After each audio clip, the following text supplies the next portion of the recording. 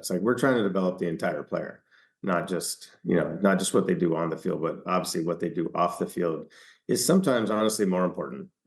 It's weird to say that, but like how they take care of their bodies and how they take care of their minds and their souls and all the things, their entire being as a human being is really important to us. And if we don't if we don't supply those resources and we don't put good food on the table for them after games. And listen, I think that has a lot to do with the amount of money that they can spend in those areas. Our AAA facility in Oklahoma City and Tulsa, Great Lakes and Rancho, all the way down the system, we have some of the best facilities at every level. And we own some of them. We bought some of those, so they're not going anywhere. I think Tulsa is I think we actually own that franchise. So they're going to be Dodgers, there for a long time. And I think that consistency helps our players. They know what to expect. Our staffs know what to expect.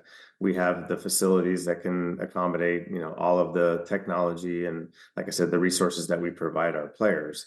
And then knowing how to use those resources, obviously, when it comes to technology and in the coaching aspect. And, we have our mental skills department, our mental performance department those guys are absolute. I love them. That was Los Angeles Dodgers senior advisor to MLB and player development, Chris Woodward. Hello and welcome to episode 89 of the Irish Baseball Podcast. I'm your host, Rick Becker. Chris Woodward will be my guest on the show today, but we're doing something a little different with this interview. I talked with Chris back in April, and that's when dues-paying members of the Irish American Baseball Society first had access to the entire interview in video form on the Community Network website.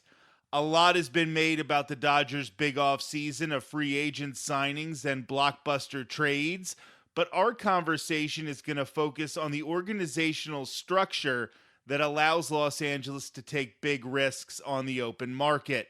The Dodgers, Braves, Phillies, and a few others have been accused or praised, depending on your perspective, of creating, quote, super teams, but they've all done that in different ways. Chris and I will also talk about analytics and the fact that all teams have the numbers, but successful teams know how to use those numbers to put themselves in the best possible position to grab hardware at the end of the year. Let's welcome Chris Woodward to the Irish Baseball Podcast.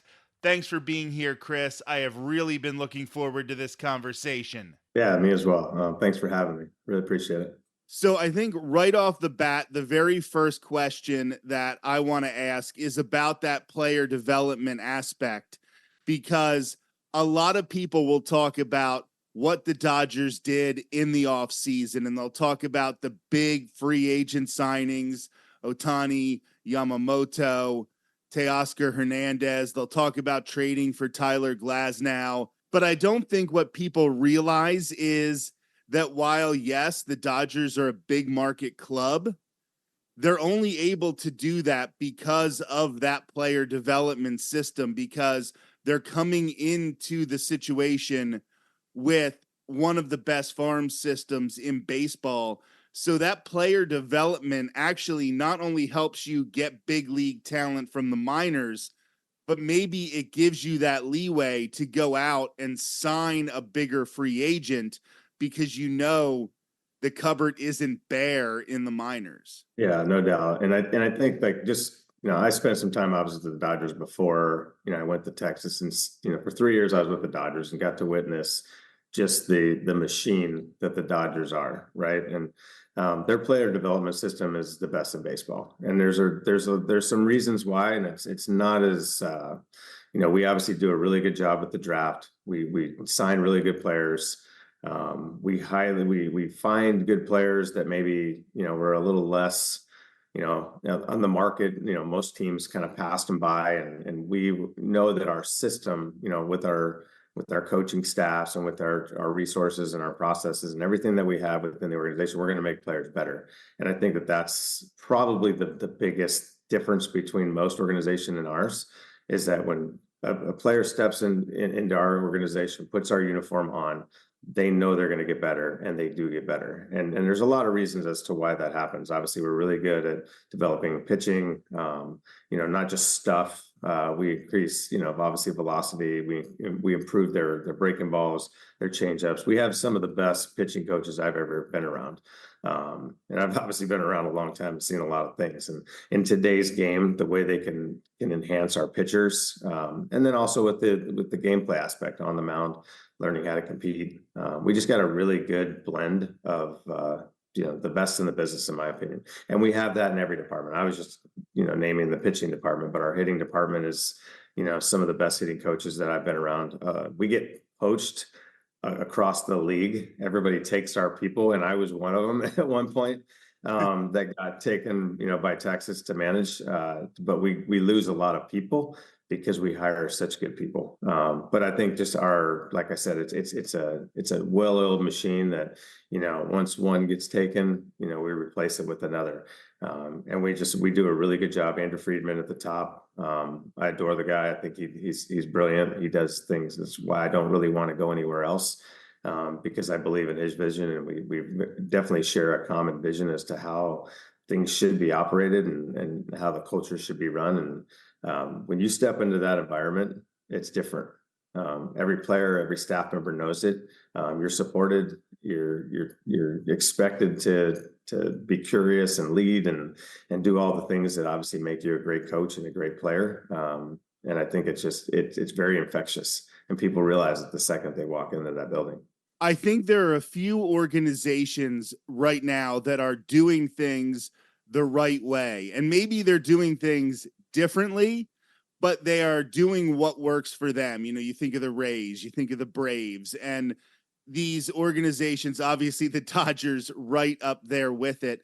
I know I saw a story where one of the things the Dodgers have done in the minor league system to sort of keep this player development going and keep growing players is they actually treat the minor leaguers better than some other organizations treat the minor leaguers. It's not just a ham sandwich with cheddar cheese after the ball game. Like, they're trying to focus on nutrition, focus on some of these things before they just get up to the major league level, because honestly, by that point, it's almost too late. If you're not focusing on those things from the very beginning, then they're not going to have those qualities and the benefits when they get up to the big leagues.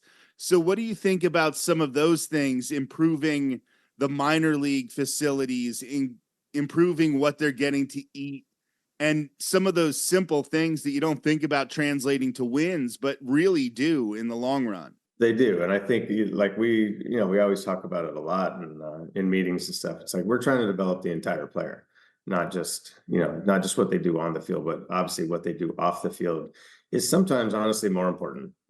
It's weird to say that, but like how they take care of their bodies and, how they take care of their minds and their souls and, all the things, their entire being as a human being, is really important to us. And if we don't if we don't supply those resources, and we don't put good food on the table for them after games, and listen, I think that has a lot to do with the amount of money that they can spend in those areas. Our AAA facility in Oklahoma City and Tulsa, Great Lakes and Rancho, all the way down the system, we have some of the best facilities at every level. And we own some of them. We bought some of those, so they're not going anywhere. I think Tulsa is I think we actually own that franchise, so they're going to be Dodgers, they're for a long time. And I think that consistency helps our players. They know what to expect. Our staffs know what to expect.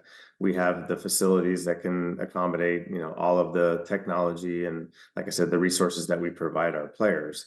And then knowing how to use those resources, obviously, when it comes to technology and in the coaching aspect. And, we have our mental skills department, our mental performance department is, those guys are absolute.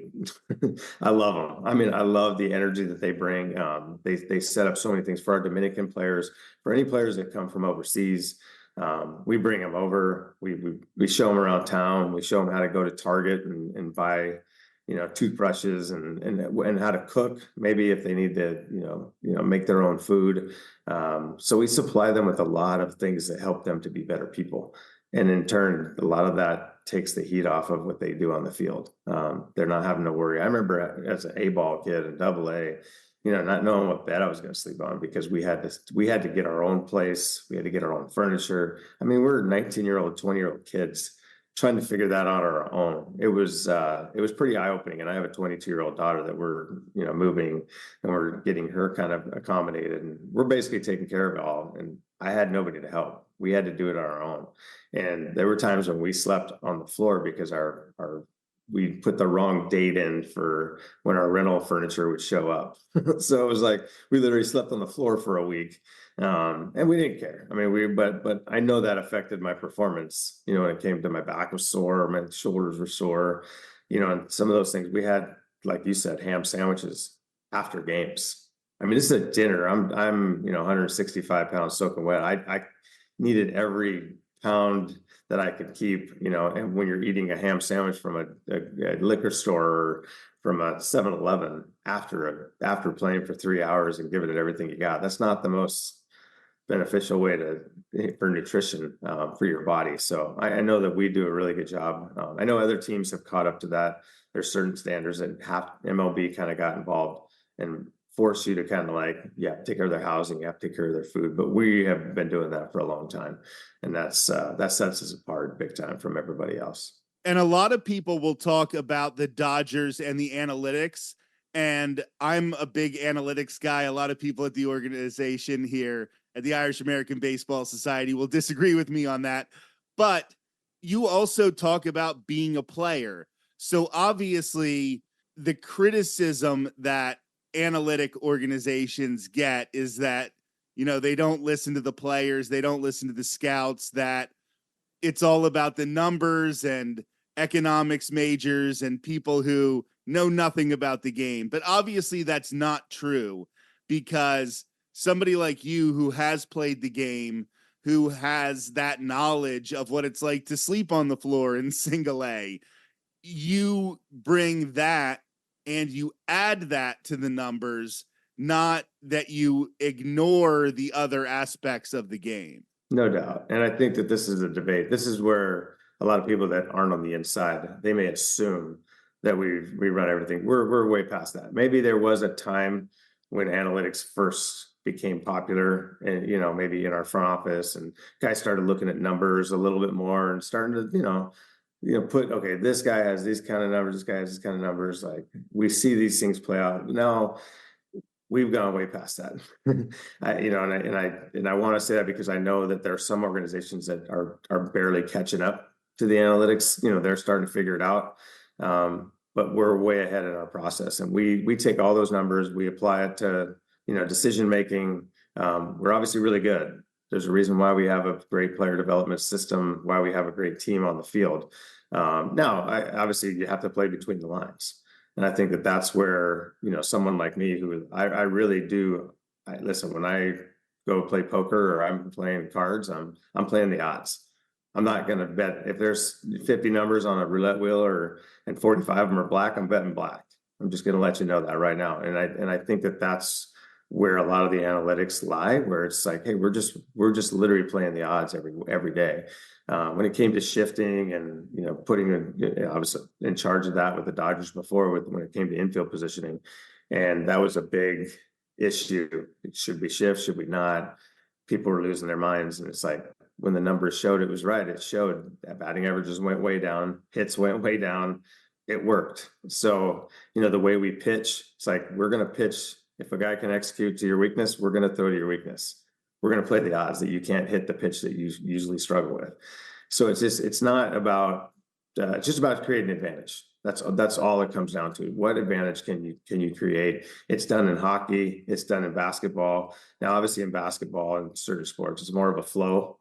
There's more of a flow to it. But if a guy can't go to his left, what do you let him go to his left? Hell no. You block him, to his right, to make him go, make him take the shot he doesn't want to take. And it's the same thing in baseball. And when you constantly play those odds correctly, you win. you tend to win those moments, you win those pitches, you win those at bats, you win those innings, and you end up winning on the field. Obviously, we have a very great roster, a very talented roster. So, applying that to the field, there is still a base. I'm a baseball player at heart. So take all those numbers and, you get between the lines, you still got to compete. And that's kind of where I'm at with this organization. And I really want to help, become better base runners, become, just more aware, fielders. Yes, we're going to put them in the right spots. They still got to get off the ball. They still got to read pitches. They still got to read swings to anticipate outcomes. Those things are still not lost in the game. So when you put it all together, that's when the magic happens. But I don't think it's just analytics only. There's souls that are out there. There are human beings that are out on that field, and we don't forget about that. And over the course of this podcast for over 3 years, almost 3.5 years now, I've talked to high school coaches, college coaches, people who are scouts, and a lot of what I don't think people understand is you can have the analytics, but what you need to do is explain to the players what those numbers are going to do for them. Because sometimes people are just like, here's your exit velo, and they don't tell the player what that means. And then the player is just trying to hit some number on a StatCast board. But what you want them to know is this is how it translates into the real game. And I feel like, just looking at it from the outside, just watching games on television, that's something that you can see in the Dodgers organization, is that not only do they know the numbers, but they know what they mean. Yeah. And I think that's, that was something that, when I left and went to Texas, it was pretty eye-opening, the amount of players that weren't aware, because I was coming from the Dodgers after the 18 season going to Texas, and the guys with the Dodgers, we had for 3 years basically educated them on a lot of these numbers and what we look to evaluate these players on. And I think it's really important, like when a player looks at a stat and they know what it means and they know how that affects them, or they know why we're evaluating that stat. Because we had a lot of guys that we actually platooned in LA before, the Jock Petersons and the Kike Hernandez, they would only play against right-handers or left-handers. And they didn't understand, like, why am I not getting an opportunity? And, I had to deal with that in Texas because guys they just thought they should be playing every day. It was like, well, if you can't hit a left-handed pitcher, what are we going to do about it? Here's the numbers that tell me when a ball comes from over here, you don't hit it very well. When it comes from over here, you hit it really well. So my question isn't to just sit him on the bench. My question is, okay, what are you going to do about the guy that throws with his left hand? Are you going to train differently? Are you going to think differently? Are you going to think about where you stand in the batter's box? How are we going to, what solution are we going to come up with? So when you have these numbers that kind of prove certain things, so let's say you can't hit breaking balls, or you can't hit high spin fastballs, or you can't hit sinkers, whatever. I think it's good to expose our players sometimes, because now they can maybe come up with a solution to counter that. And if they can't, and they try and they can't, maybe they become a platoon player. Maybe they become a guy that I have to match up better against. Same thing with pitchers. If a pitcher can't, get out righties, or he can't get out lefties, or he just struggles, second time through or third time through the lineup, we're going to present those facts to him and say, okay, you want me to keep you in the game in the 5th inning. Third time around, you struggle. The OPS goes way through the roof and your execution goes down. Do you need to be in better shape to be able to execute your pitches? Your velo goes down. All these things happen. How are we going to fix that? And that's where I think, when we get creative and we talk with the player and we have dialogue and there's back and forth, it's not us telling the player, you have to do this, or you have to do this, or you're going to sit against this or that. We present them options, and so they can come up with solutions so we can work together to try to figure it out. And I think that's, if we do that, at the end of the day, if I'm a manager, I have a responsibility to put the best team on the field for that night. And if I feel like you're not, I'm going to be honest with you and say, hey, Rick, I don't think you can hit this guy. You know what I mean? This is a tough matchup for you. Obviously I'm gonna bat this guy, and it may hurt to hear that, but maybe that gives you a little motivation to go into cage and talk to the hitting coach and say, hey, I got to figure out how to hit this guys like this, because I don't want to sit the bench. I want to be in there every day. it takes a special guy to hit, obviously, to be able to play every day. But, you can't dispute that when I present the facts to you. That's where we're going to leave things off with Chris Woodward on this episode of the Irish Baseball Podcast. Chris is the senior advisor to MLB and player development for the Los Angeles Dodgers. I'm your host, Rick Becker. You'll hear the second part of our conversation in a future episode of the show, or you can see the full talk in video form on the Community Network website of the Irish American Baseball Society.